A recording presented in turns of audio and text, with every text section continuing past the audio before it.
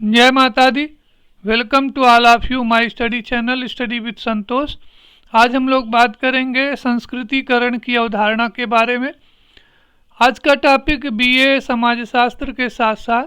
समाजशास्त्र विषय से पीजीटी, यूजीसी नेट और असिस्टेंट प्रोफेसर की तैयारी कर रहे परीक्षार्थियों के लिए भी विशेष रूप से उपयोगी हैं।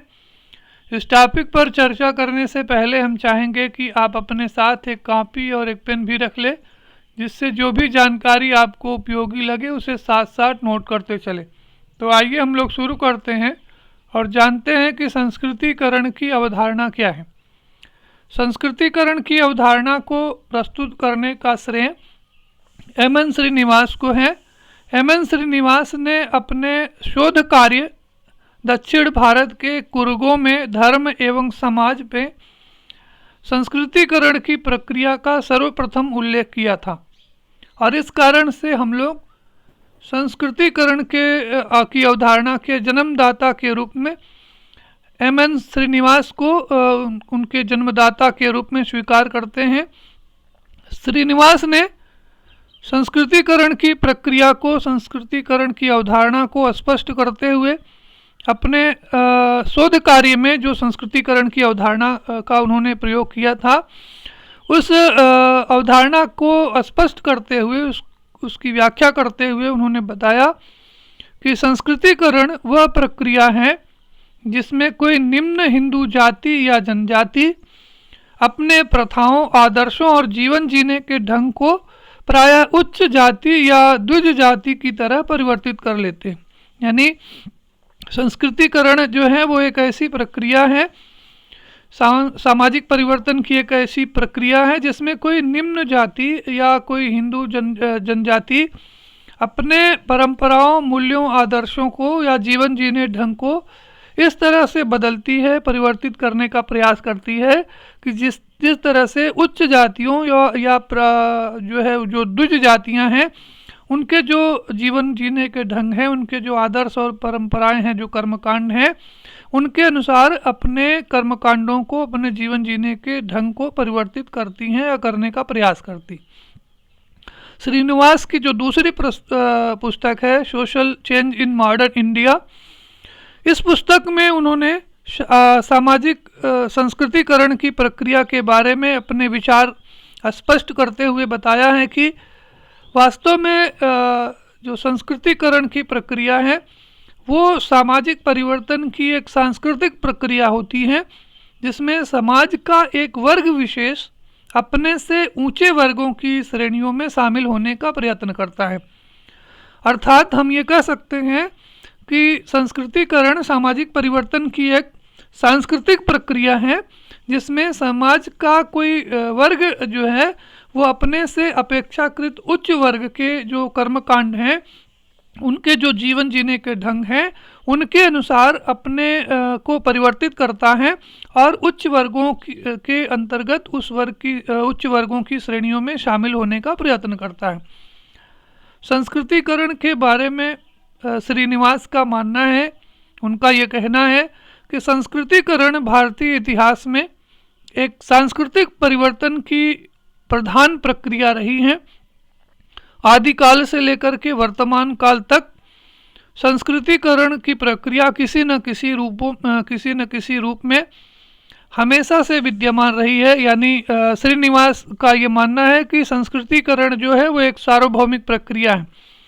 उनका ये कहना है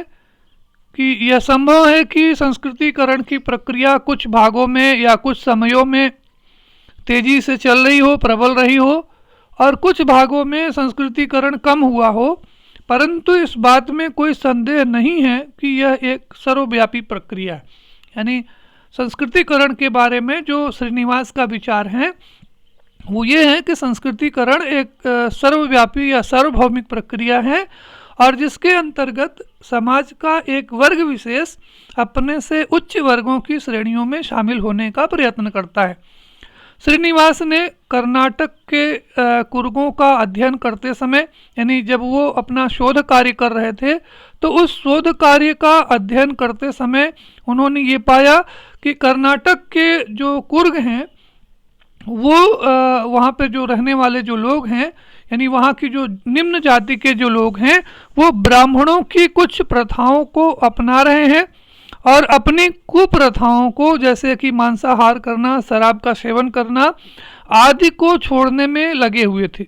यानी कर्नाटक के कुर्गों के अध्ययन से ये उन्होंने स्पष्ट किया कि यहाँ निम्न जाति के लोग ब्राह्मणों की कुछ प्रथाओं को अपना रहे हैं और अपनी कुप्रथाओं को, बुराइयों को छोड़ रहे हैं। यानी वे ब्राह्मणों की भोजन संबंधी आदतों, उनकी वेशभूषा और उनके कर्म कांडों को अपना करके अपनी स्थिति को ऊंचा उठाने का प्रयत्न कर रहे थे। तो इस तरह से जो श्रीनिवास का कहना है कि संस्कृतिकरण की प्रक्रिया एक ऐसी प्रक्रिया है जिसमें कि कोई निम्न जाति जो है वो अपने से उच्च जाति की जो जीवन संबंधी विशेषताएं हैं, उनकी जो आदतें हैं, उनकी जो वेशभूषा है, उनको कर्म कांडों को अपनाता है और अपना करके उन्हें अपनी स्थिति को, परंपरागत स्थिति को ऊपर उठाने का प्रयास करता है। हालांकि श्रीनिवास ने सांस्कृतिक परिवर्तन की इस प्रक्रिया को सबसे पहले ब्राह्मणीकरण नाम दिया था। उन्होंने संस्कृतिकरण को सबसे पहले ब्राह्मणीकरण शब्द के रूप में इसका प्रयोग किया था, लेकिन बाद में उन्होंने इसकी जगह पे संस्कृतिकरण को स्वीकार किया था। तो ये क्वेश्चन भी कंपटीशन में पूछा जाता है कि एम.एन. श्रीनिवास ने संस्कृतिकरण की प्रक्रिया को पहले किस नाम से स्पष्ट किया था, किस रूप में उनको उसको परिभाषित किया था। तो आप इसको नोट कर ले कि एम.एन. श्रीनिवास ने संस्कृतिकरण को सबसे पहले ब्राह्मणीकरण से संबोधित किया था। बाद में उन्होंने अपनी इस कॉन्सेप्ट को परिवर्तित करते हुए, इस विचारधारा को परिवर्तित करते हुए उन्होंने ब्राह्मणीकरण की जगह पे इसे संस्कृतिकरण के रूप में स्वीकार किया। शुरू में श्रीनिवास ने ब्राह्मणी आदर्श को प्रमुख माना था, यानी उनका ये मानना था कि ये जो ब्राह्मणीकरण की जो व्यवस्था है या संस्कृतिकरण की जो प्रक्रिया है, उसमें कोई जो निम्न जाति हैं वो अपने से उच्च जातियों में और विशेष रूप से ब्राह्मणों की जो जीवन प्रणाली है उसको अपनाता है। यानी श्रीनिवास ने संस्कृतिकरण की प्रक्रिया में ब्राह्मणी आदर्श पर आवश्यकता से अधिक बल दिया था और उन्होंने अन्य जो उच्च जातियां हैं, जैसे क्षत्रिय हैं, वैश्य हैं, इनकी उपेक्षा की थी। लेकिन बाद में उन्होंने संस्कृतिकरण की अवधारणा में अपने विचार में थोड़ा सा संशोधन करते हुए उसे अलग तरीके से परिभाषित किया और उन्होंने कहा कि संस्कृतिकरण वह प्रक्रिया है जिसके द्वारा कोई निम्न हिंदू जाति या जनजाति अपने से उच्च जाति और प्रायः द्विज जाति की दिशा में अपने रीति रिवाज, कर्मकांड, विचारधारा और जीवन पद्धति को बदलता है। तो इस तरह से शुरू में जो संस्कृतिकरण की अवधारणा के अंतर्गत श्रीनिवास ब्राह्मणी आदर्श पर विशेष बल देते थे, लेकिन बाद में उन्होंने इसमें संशोधन करके इसमें जो अन्य उच्च जातियां हैं, जो द्विज जाति हैं, यानी जो निम्न जातियों से जो उच्च जातियां हैं, उन सभी को इसमें सम्मिलित किया था, उच्च वर्ग में उनको स्वीकार किया था। यहाँ पर आपको ध्यान रखना है कि श्रीनिवास ने संस्कृतिकरण की प्रक्रिया के अंतर्गत किसी स्थानीय प्रभु जाति को आदर्श मानकर उसके जीवन शैली को परिवर्तित करना भी संस्कृतिकरण के अंतर्गत माना है। यानी संस्कृतिकरण के अंतर्गत उन्होंने जो उच्च जातियां हैं उस उच्च जातियों में और द्विज जातियों के अतिरिक्त प्रभु जाति की जो अवधारणा है, प्रभु जाति की जो विशेषता है, उनको जो है वो संस्कृतिकरण के अंतर्गत माना है। अगर कोई व्यक्ति किसी स्थानीय प्रभु जाति के आदर्शों को, उनके जीवन मूल्यों को, उनके कर्मकांडों को, उनके रीति रिवाजों को अपनाता है, तो श्रीनिवास के अनुसार यह प्रक्रिया भी, इस तरह के परिवर्तन की प्रक्रिया भी संस्कृतिकरण माना जाएगा। प्रभु जाति क्या है, इसके बारे में अगले वीडियो में विस्तार से चर्चा की जाएगी। यहाँ पर हम लोग सिर्फ संस्कृतिकरण की प्रक्रिया के बारे में अध्ययन कर रहे हैं।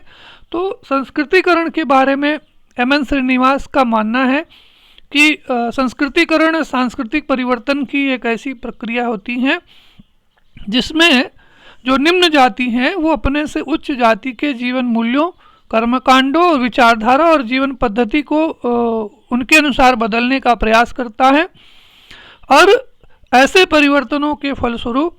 जाति व्यवस्था, परंपरा या क्षेत्रीय समाज के द्वारा जो उसको परंपरागत सामाजिक स्थिति प्राप्त होती है, उस स्थान से ऊपर उठने का दावा किया जाता है। यानी जब वो निम्न जाति के लोग अपने से उच्च जातियों के जो जीवन मूल्य हैं, जो कर्मकांड हैं, रीति रिवाज हैं और उनके जो व्यवहार प्रतिमान हैं, उनको आदर्शों को अपना लेता है और अपनी परंपरागत जो सामाजिक स्थिति से उसको ऊपर उठने का दावा करने लगता है। और श्रीनिवास का कहना है कि सामान्यतः 2-3 पीढ़ियों तक दावा करने के बाद ही उसके इस दावे को सामाजिक स्वीकृति मिलती है। यानी जो निम्न जातियां हैं वो उच्च जातियों के जीवन मूल्यों को, कर्मकांडों को, आदर्शों को, विचारधाराओं को स्वीकार करके अपने आप को परंपरागत सामाजिक स्थिति से ऊंचा उठने का या उच्च स्थान होने का दावा करते हैं। और उनके इस दावे को सामान्यतः जब वो 2-3 पीढ़ी तक लगातार इस तरह का दावा करते रहते हैं, तब जाकर के धीरे धीरे समाज के द्वारा उनके इस दावे को स्वीकृति प्राप्त होती है। यहाँ पर आपको ये विशेष रूप से ध्यान रखना है कि एम.एन. श्रीनिवास ने यह स्पष्ट किया है कि संस्कृतिकरण से तात्पर्य सिर्फ यही नहीं होता है कि हम नए रीति रिवाजों और आदतों को ही अपना लेते हैं। यानी संस्कृतिकरण के अंतर्गत सिर्फ और सिर्फ किसी उच्च समूह या उच्च जाति के जो रीति रिवाज हैं उनकी आदतें ही नहीं अपनाई जाती हैं, बल्कि परिवर्तन की ये जो प्रक्रिया है ये केवल बाहरी स्तर तक ही सीमित नहीं होती है, बल्कि लोगों में उनकी मनोवृत्तियों और उनके विचारधाराओं में भी परिवर्तन होता है। यानी संस्कृतिकरण की जो प्रक्रिया है वो केवल एक बाहरी परिवर्तन की प्रक्रिया नहीं है, बल्कि वो एक तरह से आंतरिक परिवर्तन की प्रक्रिया है, जिसमें जो उच्च जातियों के जो जीवन मूल्य हैं, कर्मकांड हैं, उनके जो रीति रिवाज हैं उनको ही नहीं अपनाया जाता। यानी उनकी वेशभूषा, उनके भोजन संबंधी आदतें और उनकी बोली भाषा आदि को ही स्वीकार नहीं किया जाता है, बल्कि जो उनकी जो विचारधारा है, उनकी जो सोचने समझने का जो तरीका है उसके अनुसार भी अपने आप को परिवर्तित करने का प्रयास किया जाता है। तो इस तरह से संस्कृतिकरण के अंतर्गत श्रीनिवास ने एक तरह से एक परिवर्तन की एक ऐसी प्रक्रिया को स्पष्ट किया है जो कि समाज के जो परंपरागत जो लोग हैं, जो निम्न स्थान पर रहने वाले जो लोग हैं, वो अपने व्यवहार प्रतिमान को, अपनी आदतों को और अपनी मनोवृत्तियों को परिवर्तित करके इस तरह से परिवर्तित कर लेते हैं कि जिससे सामान्यतः उन्हें उच्च जातियों या द्विज जातियों के जो व्यवहार प्रतिमान हैं, उनके जो जीवन मूल्य हैं, उनके अनुसार वो अपना करके इस तरह से दावा करने लगते हैं जिससे कि उनकी परंपरागत जो सामाजिक स्थिति है वो उच्च हो गई है। और इस दावे को उन्होंने कहा कि इस दावे को आसानी से स्वीकृति नहीं मिलती है और सामान्यतः 2-3 पीढ़ी तक दावा करने के बाद उनके इस दावे को सामाजिक स्वीकृति मिलती है। अब हम लोग बात करते हैं संस्कृतिकरण की विशेषताओं के बारे में। संस्कृतिकरण के बारे में जो ऊपर चर्चा की गई है, उस चर्चा के आधार पर हम आप ये समझ सकते हैं कि संस्कृतिकरण सांस्कृतिक परिवर्तन की एक प्रक्रिया है जिसके द्वारा सामाजिक परिवर्तन होता है। तो संस्कृतिकरण की प्रक्रिया को उसकी कुछ निम्नलिखित विशेषताओं के आधार पर भी स्पष्ट किया जा सकता है, जाना जा सकता है। अध्ययन की सुविधा के लिए हमने आपको संस्कृतिकरण की कुछ विशेषताओं का उल्लेख किया है जो आपको स्क्रीन पर दिख रहा होगा। संस्कृतिकरण की पहली विशेषता है कि संस्कृतिकरण सामाजिक परिवर्तन की एक ऐसी प्रक्रिया होती है जिसमें एक जाति, एक निम्न जाति या जनजाति अपने से उच्च जाति के जीवन शैली, आदर्श और कर्मकांडों को अपनाता है। यानी संस्कृतिकरण के अंतर्गत कोई निम्न जाति अपने से उच्च जाति के जीवन मूल्यों को, आदर्शों को और कर्मकांडों को अपनाता है। दूसरा इसकी विशेषता है कि संस्कृतिकरण की प्रक्रिया में कोई निम्न जाति या समूह अपने जीवन शैली एवं कर्मकांडों को बदलकर परंपरागत संरचना में ऊपर उठने का प्रयास करता है। यानी ये जो परिवर्तन है, संस्कृतिकरण है, वो कुछ इस तरह से होता है कि जिसमें कोई निम्न जाति जो है वो उच्च जातियों को जीवन मूल्यों को अपना करके अपने जो सामाजिक व्यवस्था में उसका जो परंपरागत स्थान होता है उससे ऊपर उठने का, ऊपर बढ़ने का प्रयास करता है। और ये जो इस प्रयास में सामान्यतः उसे 2-3 पीढ़ियों तक दावा करने के बाद ही उसके इस दावे को स्वीकृति मिलती है। और श्रीनिवास ने कहा कि कभी कभी यह बिल्कुल भी संभव नहीं हो पाती है, यानी जरूरी नहीं है कि उच्च जातियों के जीवन मूल्यों को, उनके आदर्शों को, उनको कर्मकांडों को अपना करके आप जो निम्न जाति के जो लोग हैं, जो परंपरागत सामाजिक व्यवस्था में अपनी स्थिति को ऊपर हो जाने का जो दावा करते हैं, जरूरी नहीं है कि उनके इस दावे को सामाजिक स्वीकृति मिल जाए। उनका यह कहना है कि कभी कभी 2-3 पीढ़ियों तक लगातार दावा करने के बाद उन्हें स्वीकृति मिल जाती है और कभी कभी यह बिल्कुल नहीं मिल पाती है। संस्कृतिकरण की प्रक्रिया को स्पष्ट करते हुए इसकी चौथी जो विशेषता है वो है कि संस्कृतिकरण जो है एक हिंदू बृहद परंपरा की सोपान क्रम का एक विरोध करती है। यानी जो संस्कृतिकरण की जो प्रक्रिया है वो हिंदू बृहद परंपरा के जो परंपरागत सामाजिक व्यवस्था है हिंदुओं की, उस परंपरागत सामाजिक व्यवस्था में जो ब्राह्मण क्षत्रिय वैश्य शूद्र की जो व्यवस्था की गई, जिसमें ब्राह्मणों का स्थान उच्च और शूद्रों का स्थान सबसे निम्न रखा गया, सबसे निम्न स्तर पर रखा गया। तो ये जो संस्कृतिकरण की प्रक्रिया है, इस परंपरागत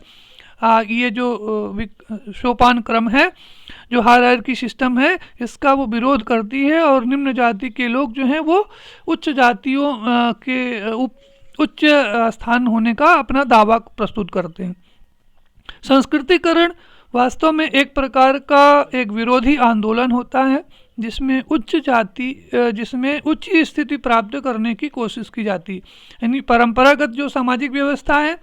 वो ये कहती है कि हर जाति के लिए जो स्थान, जो कार्य और जो पद और जो भूमिका दी गई है उसको उसी के अनुरूप कार्य करना होता है। लेकिन जो संस्कृतिकरण की प्रक्रिया है इस विचारधारा का विरोध करती है और वो जो अपनी ऊंची स्थिति को प्राप्त करने के लिए जो उच्च जातियों के जो जीवन मूल्य हैं, जो आदर्श हैं, कर्मकांड हैं, उनको प्राप्त करके उनके अनुसार अपने आप को बदल करके परंपरागत सामाजिक व्यवस्था में ऊंची स्थिति प्राप्त करने की कोशिश की जाती है। यहाँ पर यह ध्यान रखना है, जो संस्कृतिकरण की विशेषता नंबर 6 है कि संस्कृतिकरण की जो प्रक्रिया है वो स्थानीय संदर्भ में परिवर्तन की प्रक्रिया का बोध कराती है। यानी संस्कृतिकरण जो है वो एक ऐसी प्रक्रिया है जिसमें व्यक्ति जो है वो जो उस क्षेत्र में जहाँ पे वो रहता है, स्थानीय संदर्भ में कहने से आशय ये है कि संस्कृतिकरण की जो प्रक्रिया है, इस प्रक्रिया में कोई जो एक व्यक्ति अपने जीवन मूल्यों को परिवर्तित कर रहा है, तो जो उसके आसपास के जो उच्च में रहने वाली जो उच्च जातियां हैं, जो द्विज जातियां हैं, उन्हीं के व्यवहार प्रतिमान से, उनके जीवन मूल्यों से, उनकी परंपराओं, आदर्शों और मनोवृत्तियों से वो प्रभावित होता है। किसी बाहरी जाति या किसी दूर रहने वाले जो उच्च जातियां हैं उनसे वो प्रभावित नहीं होता है। यानी संस्कृतिकरण की जो प्रक्रिया है उसको स्थानीय संदर्भ में ही देखा जा सकता है। और ये जो व्यवस्था है, ये जो प्रक्रिया है, परंपरा अनुकरण की प्रक्रिया है। यानी परंपरा अनुकरण से मतलब ये है कि जो निम्न जाति के जो लोग हैं वो उच्च जातियों के जो परंपराएं हैं, उनके जो जीवन मूल्य हैं, उनके जो आदर्श हैं, उनका अनुकरण करती है। इसलिए श्रीनिवास ने संस्कृतिकरण को एक परंपरा अनुकरण की प्रक्रिया के रूप में परिभाषित किया है। उन्होंने संस्कृतिकरण को स्पष्ट करते हुए बताया है कि संस्कृतिकरण कोई सहज प्रक्रिया नहीं, और इस प्रक्रिया के द्वारा जो निम्न जाति के जो लोग हैं वो जो अपनी परंपरागत सामाजिक स्थिति को ऊंचा उठ जाने का जो दावा करते हैं, इस दावे का प्रभु जाति के लोगों के द्वारा या उच्च जाति के लोगों के द्वारा इसका विरोध किया जाता है। यानी आपको जितना आसानी से ये लगता है कि संस्कृतिकरण की प्रक्रिया के अंतर्गत एक निम्न जाति के जो लोग हैं वो उच्च जाति के जीवन मूल्यों और व्यवहार प्रतिमानों को अपना करके अपने आप को ऊंचा उठाने का जो दावा करते हैं, उनके इस दावे को इतनी आसानी से सामाजिक स्वीकृति नहीं मिलती है, बल्कि अक्सर ये देखा गया है कि इस प्रक्रिया में जो उच्च जाति के लोग हैं वो इस प्रक्रिया का, इस संस्कृतिकरण की प्रक्रिया का विरोध करते हैं, यानी वो उनकी जो परंपरागत स्थिति है उसको ऊंचा उठाने के दावे को स्वीकार नहीं करते हैं, यानी उसका विरोध करते हैं। संस्कृतिकरण की एक अगली विशेषता है कि संस्कृतिकरण जो है से उत्पन्न सामाजिक परिवर्तन को बहुत सारे लोग सम्मान की दृष्टि से नहीं देखते हैं, और इसके साथ ही इस प्रक्रिया से गुजरने वाले लोगों को सामाजिक वैधता बहुत आसानी से नहीं मिल पाती है। यानी संस्कृतिकरण की जो प्रक्रिया है वो समाज में इसे अच्छी दृष्टि से नहीं देखा जाता, इसे सम्मान की दृष्टि से नहीं देखा जाता है। अक्सर जो निम्न जाति के जो लोग हैं, जब वो उच्च जातियों के कर्मकांडों को, व्यवहार प्रतिमानों को, उनकी वेशभूषा को और उनके जीवन जीने के ढंग को स्वीकार करते हैं, तो समाज के जो बहुसंख्यक लोग हैं, जो उच्च वर्ग के जो लोग हैं, वो इसका विरोध करते हैं, इसको अच्छा नहीं मानते हैं। इसकी अगली विशेषता है संस्कृतिकरण की। संस्कृतिकरण को वास्तव में एक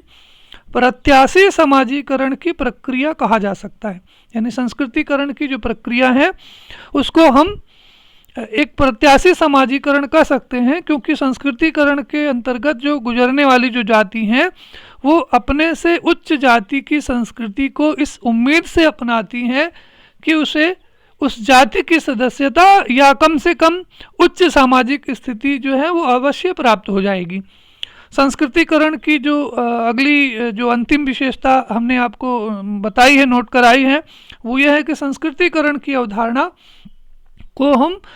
सकारात्मक संदर्भ समूह की अवधारणा से मिलती जुलती अवधारणा कह सकते हैं। यानी संस्कृतिकरण की अवधारणा सकारात्मक संदर्भ समूह की अवधारणा से मिलती जुलती है।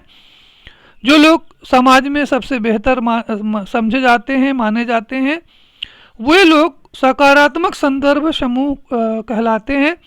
और जो निम्न स्तर पर रहने वाला जो व्यक्ति है वो इन लोगों को, उच्च स्तर के लोगों को उनको इस नज़र से देखता है कि उनको अपने आदर्श के रूप में स्वीकार करता है और उनकी नकल करके, उनकी बराबरी करके समाज में अपनी परंपरागत स्थिति को ऊपर उठाने का प्रयास करता है। तो इस तरह से संस्कृतिकरण की इन विशेषताओं के माध्यम से आप संस्कृतिकरण की प्रक्रिया को आसानी से समझ सकते हैं। यहाँ पर आपको हम जो है वो संस्कृतिकरण के कुछ कारकों का भी उल्लेख किया गया है। जैसा कि मैंने आपको बताया है कि जो संस्कृतिकरण के बारे में जो श्रीनिवास का विचार है कि उन्होंने संस्कृतिकरण को एक सर्वव्यापी प्रक्रिया के रूप में स्वीकार किया है।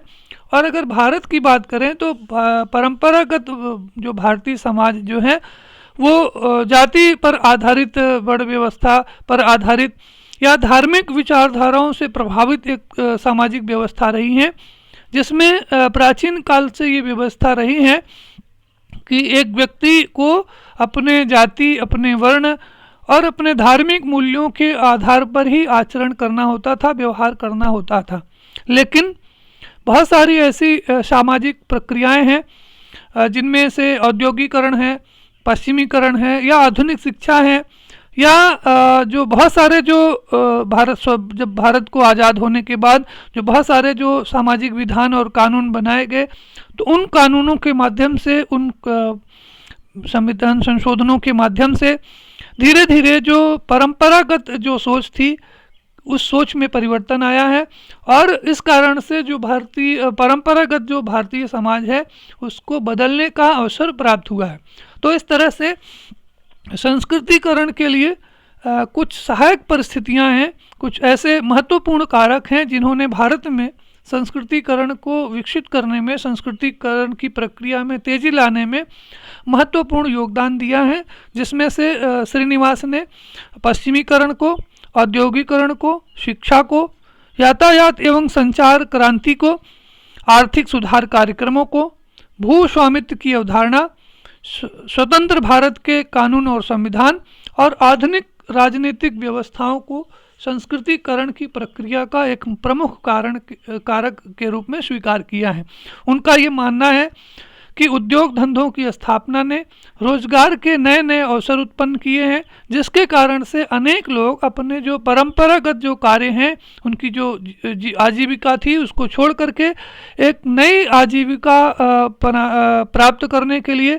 वो हमेशा तैयार रहते हैं। यानी उन्होंने अपने औद्योगिकरण के कारण से जो जाति व्यवस्था में जो परंपरागत जो कार्य होता था उसको छोड़ करके वो दूसरे कार्यों को स्वीकार कर रहे हैं। तो इस कारण से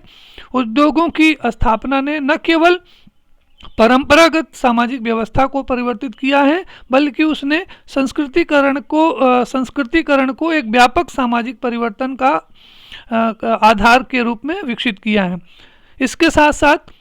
श्रीनिवास ने पश्चिमीकरण को संस्कृतिकरण का एक प्रमुख कारक माना है। उनका ये कहना है कि समाज की जो जाति व्यवस्था में जो होने वाली जो गतिशीलता है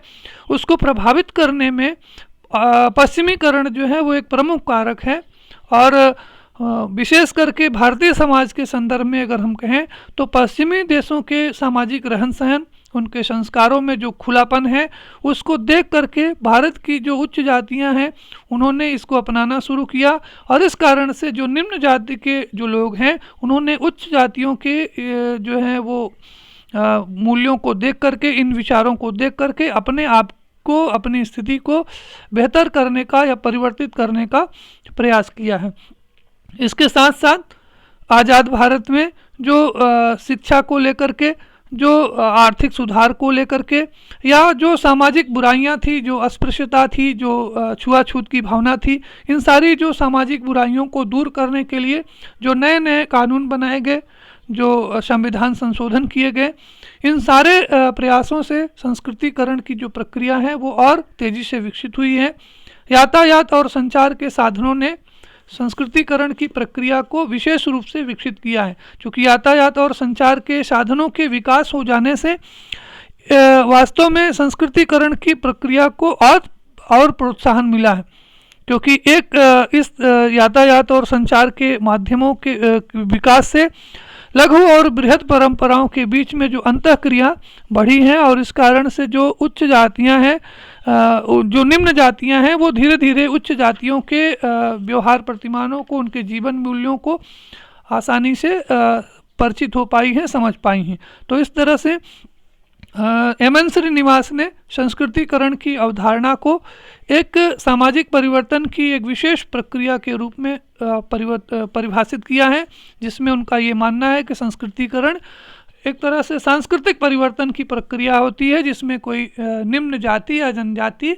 अपने से उच्च जाति और प्रायः द्विज जाति या फिर कहीं कहीं पर जो प्रभु जाति हैं उनके जीवन मूल्यों को, उनके कर्मकांडों को, आदर्शों को स्वीकार करती हैं और उनके अनुसार अपने आप को परिवर्तित करती हैं। और इस परिवर्तन के बाद वो अपनी परंपरागत सामाजिक स्थिति को ऊपर उठने का, उच्च स्थान पर होने का दावा करने लगती हैं। तो आज के इस वीडियो में बस इतना ही। अंत में हम कहना चाहेंगे कि अगर आपने अभी तक हमारे इस चैनल को सब्सक्राइब नहीं किया है तो चैनल को प्लीज़ सब्सक्राइब करिए, साथ में इसे अपने मित्रों के बीच में शेयर करिए और जो बेल आइकन है उसे पुश करना ना भूलिए, जिससे जो हमारे जो आगे के वीडियो हैं वो आप तक पहुंचते रहें।